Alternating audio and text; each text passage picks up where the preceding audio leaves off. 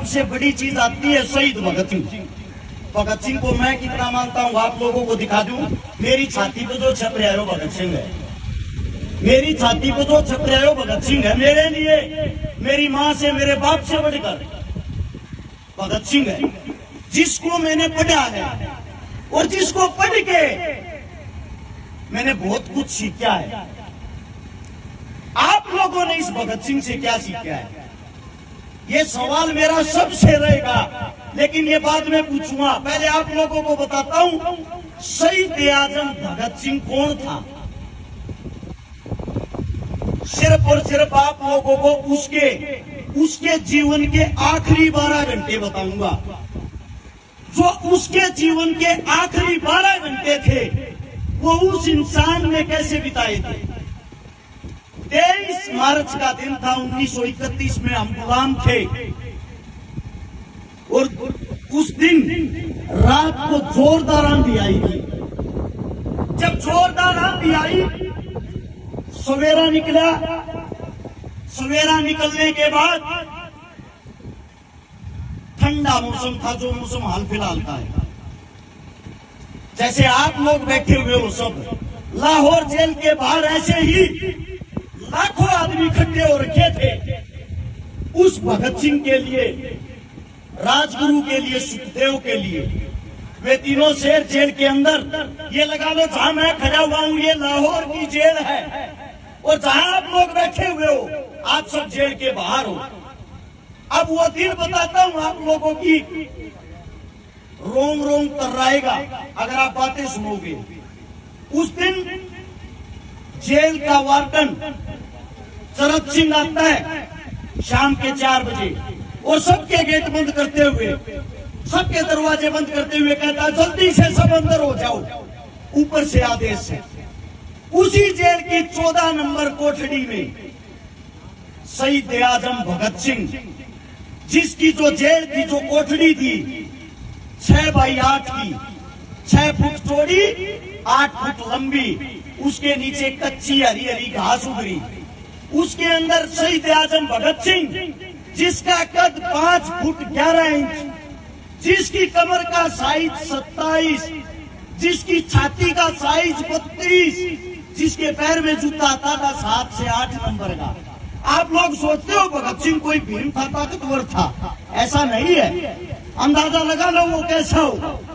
जिस वक्त उसकी फांसी का टाइम था उस वक्त उसका वजन था 62 किलो, और जिस वक्त वो जेल के अंदर गया उस वक्त उसका वजन था 57 किलो।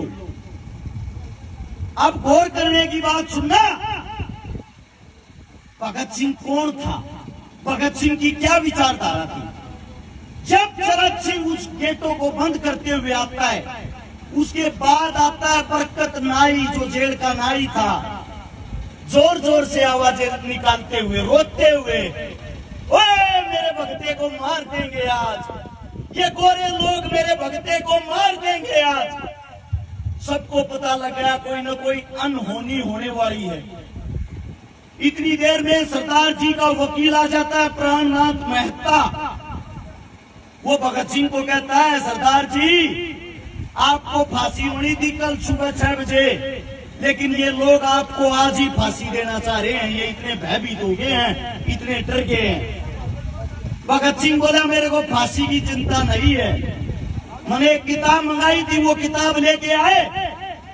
प्राणनाथ मेहता ने वो किताब निकाल के दे दी, जिसका अंतिम समय चंद घंटों के बाद उसके सामने खड़ा है। वो इंसान आराम से शेर की तरह किताबें पढ़ रहा है, वो इंसान आराम से किताबें पढ़ रहा है। प्राणनाथ मेहता, उसका वकील, बोला देश के लिए कुछ कहना चाहते हो आखिरी शब्द। भगत सिंह जी ने कहा साम्राज्यवाद मुर्दाबाद, इंकलाब जिंदाबाद, इससे अलग मैं कुछ नहीं कहना चाहता। ये बात होने के बाद प्राणनाथ मेहता ने देखा एक छोटा बच्चा, आज भी इसके अंदर इतना जोश, इतना लीडर, और जेल के बाहर इतने आदमी खड़े थे, अगर एक आदमी जेल की एक ईंट उठाता ना, उस जेल को तोड़ के रख देते। लेकिन हम गुलाम थे, हमारे पैरों में जंजीरें थी। उस जेल के बाहर ही खड़ा हुआ एक इंसान विलाप कर रहा था, जिसका नाम था बोघा, जो वाल्मीकि जाति से था। बोघा वाल्मीकि। आप लोग आजकल जातिवादों में अपनी ऐसी तैसी कराते हो, आपस में लड़ते हो, आपस में भेदभाव करते हो। भगत सिंह का आखिरी सपना था उस बोघे को, मैं बता देता हूं बोघा कौन था। वो जेल की सफाई करा करता, जेल का भगत सिंह का मलमूत्र उठाया करता, और भगत सिंह प्यार से उस बोघे को बेबे कहा करता। पंजाबी भाषा में बेबे माँ को कहते हैं, उसको माँ कहा करता। जेल के और आदमी बोले, अरे वाल्मीकि जाति के इंसान को तू बेबे कह रहा है, माँ बना रहा अपनी, किस लिए? भगत सिंह बोला, मूर्खो, जब मैं पैदा हुआ मैं छोटा था, मेरा मलमूत्र या तो मेरी माँ ने उठाया था, और आज या मेरी ये माँ उठा रही है, मेरे लिए ये मेरी माँ ही है। भगत सिंह ने बोगे से कहा, बोगे तेरे हाथ की रोटी और खाना चाहूं बेबे, अपने हाथ की रोटी खिला दे मेरे को। वो बोला, सरदार जी आप ऊंच जाति के हो, मैं एक छोटा सा इंसान, आपको रोटी खिला दूंगा, लोग मेरे को मार देंगे। भगत सिंह बोला, मैं हूं ना, खाने वाला मैं हूं, तू क्यों चिंता कर रहा है? बोगा अपने घर से रोटी बना के लाता अपने हाथों से, और बोगा टूक तोड़ के एक निवाला भगत सिंह के जैसे ही मुंह में देता है। बोगे की आंखों से आंसू निकल आए। बोला, रे भगते, तू किस मिट्टी का बना हुआ है? तू किस मिट्टी का बना हुआ है? लोग आपस में जातिवाद में लड़ रहे हैं और तू इतना प्यार कर रहा सबसे। वही बोगा जेल के बाहर खड़ा था। भगत सिंह की आखिरी ख्वाहिश थी एक बारी उसके हाथ की रोटियां खाऊं। वो बाहर चिल्लाता चिल्लाता बेहोश हो गया, जेल के अंदर उसको भी नहीं घुसने दिया। जब भगत सिंह को अंग्रेज आए, वो टीम आई, फांसी के लिए लेके चल दिए। फांसी के लिए जब लेके गए, तीनों से पूछा गया, तुम्हारी अंतिम इच्छा? गाली देते हुए बोला, शहीद आजम सरदार, अबे कुत्तो, आखिरी इच्छा यही है, इस देश को छोड़ के चले जाओ। पहली इच्छा भी यही थी, इस देश को छोड़ के चले जाओ। हंसते हुए कहा, ये तुम्हारे बस की नहीं, अपनी फांसी की तैयारी करो। 7:28 पे उन योद्धाओं को फांसी के फंदे पर चढ़ाया जाता है। 7:33 पे उनकी फांसी पूरी होती है। उस 5 मिनट के दौरान जब ये पूछा गया, तुम्हारे में से सबसे पहले फांसी के फंदे को कौन चूमना चाहेगा? एक ऐसा पागल था जिसका नाम था सुखदेव। उसका कहना था, मैं देश के लिए एक बार मरना चाहता हूँ। सुखदेव ने हंसते हुए कहा, सबसे पहले फांसी के फंदे को मैं चूमूंगा। पहले सुखदेव का नंबर, फिर भगत सिंह का, फिर राजगुरु का। बाहर उसकी माता जी खड़ी थी। उसकी माता जी ने कहा था, बेटा, जिस फांसी के फंदे को तू अपनी दुल्हन कहता है, जब वो तेरे गले में डला है, तेरी आवाज मेरे कानों तक सुनाई देनी चाहिए। ये बताया जाता है उस वक्त भगत सिंह ने इंकलाब जिंदाबाद का नारा इतने जोर से लगाया था, बाहर खड़े 1 लाख आदमियों को साफ सुनाई दिया था। उनको मृत घोषित करके हमारे देश के जवानों को, हमारे देश के क्रांतिकारियों को उनके टुकड़े टुकड़े कर दिए। उनके टुकड़े टुकड़े करके सोचा, इनको जेल के अंदर चलाओगे, बाहर पब्लिक को पता लग जाएगा। बाहर से ट्रक मंगा लिया, ट्रक मंगाकर उसके अंदर बोरियों में बांध के उन लाशों को बदतमीजी के साथ बनाया गया, और पिछली जेल की दीवार तोड़ के वहां से निकाल के ले गए सतलुज के किनारे। सतलुज के किनारे जब लेके गए, वहां के गांव जाग गए और उन अंग्रेजा पर हमला बोल दिया। आधी कच्ची जो लाश थी उसको वहां से वापस निकाल दिया, जिनका पूरा शरीर जला नहीं था, अंतिम संस्कार हुआ नहीं था। उसको निकाल के अगले दिन की जब सुबह होती है, सबको पता लग जाता है हमारे बीच भगत सिंह, राजगुरु, सुखदेव नहीं रहे। वो लाखों आदमी उनके अंतिम संस्कार में काले कपड़े पहन के, काली पट्टी हाथा को बांध गए, काले झंडे हाथा में लेकर उन तीनों की लाशों को लेके, उन तीनों की लाशों को सोच के देखो, एक अधजली लाश को तीनों लाशों को भगत सिंह की मां के पास था। भगत सिंह की मां जिसको अपनी गोदी में ले रही है, भगत सिंह का पिताजी सरदार किशन सिंह, उन तीनों बेटों को अपनी गोदी में उठाए हुए हैं। वो मंजर कैसा होगा? उसको लेके अंतिम संस्कार के लिए जब जाते हैं, उनका अंतिम संस्कार हिंदू और सिख दोनों रीति रिवाजों के द्वारा किया जाता है। वहां पे लेकिन सबसे पहले जो नवज पढ़ता है, नवज पढ़ने का काम किया वो मौलवी ने किया। उसके बाद ब्राह्मण ने उनके अंतिम संस्कार का क्रियाक्रम किया। और एक आज का समय है जो हमें एक करने के लिए इस देश को छोड़ के चले गए, जिनकी लाशों का बदला आज तक नहीं लिया गया, आज तक उनको शहीद का दर्जा नहीं मिला, आज तक उनका कहीं जिक्र नहीं होता, आज तक कोई भी पार्टी उनके विचारों पे नहीं चल पाई। उनके सबसे पहले विचार थे हम सब एक हैं, हम सब इंसान हैं। कोई भी सरकार आए आप लोगों को हिंदू मुसलमान जातिवाद में बांट के, धर्मवाद में बांट के लड़ाती रहेगी, आप लोगों का फायदा उठाती रहेगी।